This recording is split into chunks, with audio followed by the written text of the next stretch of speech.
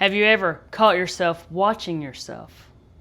Like a part of you steps back and suddenly you're observing your own thoughts, your own words, and your own reactions, and you're observing them all from another space. A quiet awareness behind it all. That's not imagination. That's the observer effect in action. In quantum physics, the act of observation literally changes the outcome of what's being observed. And the same is true within you. The observer effect within. Every time you become aware of yourself, your thoughts, your emotions, or your patterns, you change them. Because the you that's watching is not the ego. It's consciousness itself. The observer is your higher self. And the moment that you step into that awareness, the energy of whatever you're observing begins to transform.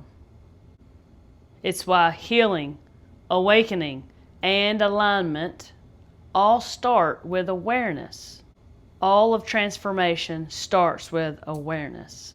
The light of consciousness doesn't fight darkness. It just sees it, observes it, witnesses it. And that seeing itself changes everything. Simply seeing and being aware of something changes it, changes everything about it. The two voices. Now, when you really start awakening, you're on your spiritual awakening journey and you really start waking up, it can feel like you have two people in your mind, and these two people are having a conversation in your mind, right? And before that, you might only really be aware of the one, which is your ego. But when you start waking up, you discover, oh, there's two. There's me listening and then me talking and the thoughts, right? So the one is calm, infinite, quiet, timeless, right? And that voice is your higher self speaking to you. All right? The other voice that you may be hearing is very anxious, typically, reactive, and trying to control everything, very fearful, worry, all right? And that's your ego. That's your ego conscious mind, okay? Two very different energies, right? They feel very different, but in the beginning, sometimes it's a little hard to distinguish which is which, right? At first, when you're first awakening, these two voices, they like to talk over each other, right?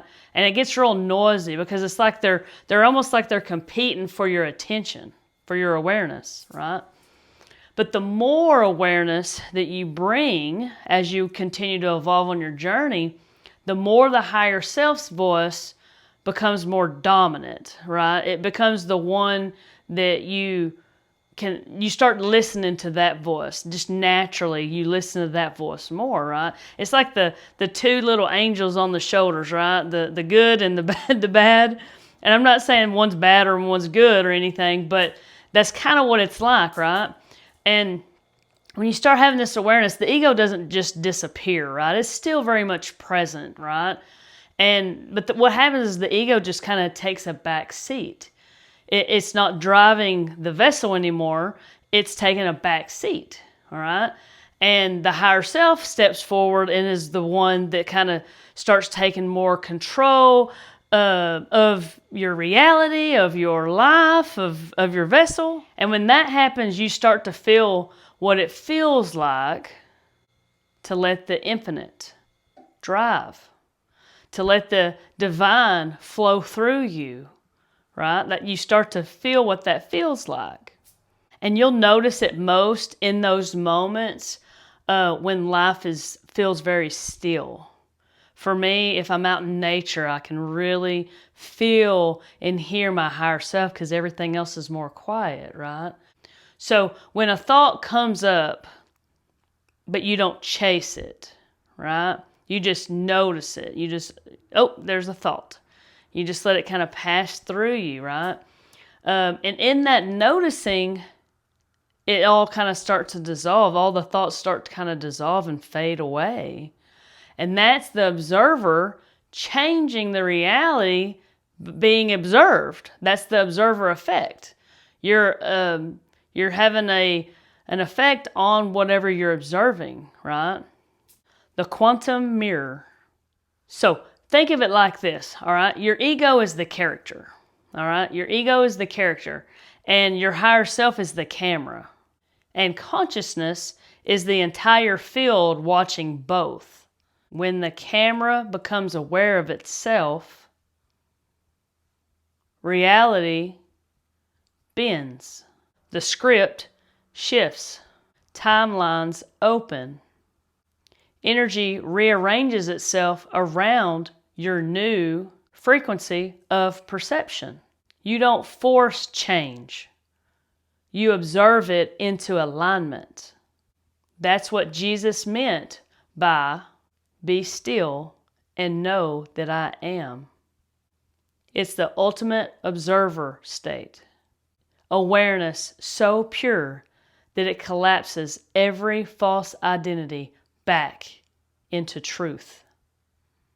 Living as the observer. When you live from this awareness, life feels different. You stop reacting and you start responding. You see your emotions as energy passing through you and not as who you are. You hear your ego's voice, but you don't believe it anymore. You don't buy into the fear and the illusions anymore. And you start to notice something beautiful. The more you observe yourself, the more your reality reflects your higher self back to you. Because reality is a mirror of consciousness, and the observer creates the reflection. The embodied shift. You are both the observed and the observer, the dreamer and the dream, the wave and the particle. Every moment you step into awareness, you collapse a new version of yourself into being. So, next time you catch yourself watching yourself, smile. Smile. That's the higher self taking the wheel. You're not losing control. You're gaining clarity. Your ego may still chatter from the back seat like a backseat driver, but you're the consciousness. You're the consciousness driving the car now. Closing message. Awakening isn't about fighting your ego. It's about watching it, observing it, loving it, seeing through it, because awareness itself is alchemy. The more you observe yourself through the eyes of love, the more your reality rearranges to match the frequency of that love. And that's how you shift timelines. That's how you transform. That's how the observer effect works. Not just in physics, but in you. You are both the experiment and the observer. You're it all. You're everything. And awareness is the bridge between them. If this message resonated, share it, because when more of us remember that we are both the observer and the observed, the whole collective reality begins to shift.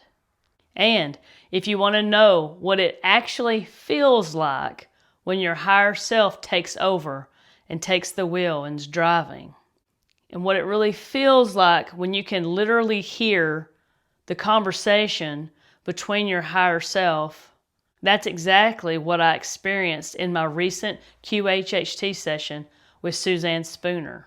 And I'll share that story in my next video. So make sure you subscribe to the channel so you can come back and check that next video out. I'll give you a little hint.